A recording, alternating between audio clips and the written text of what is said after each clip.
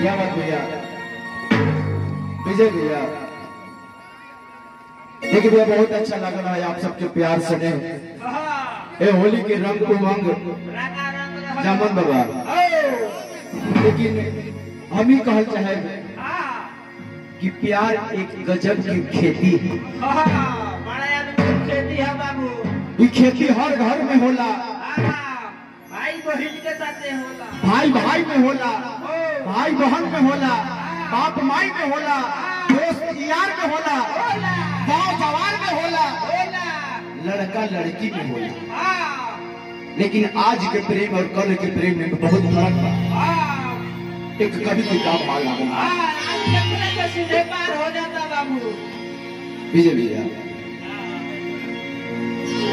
प्रेम के पीड़ा प्रेमी नु जानी,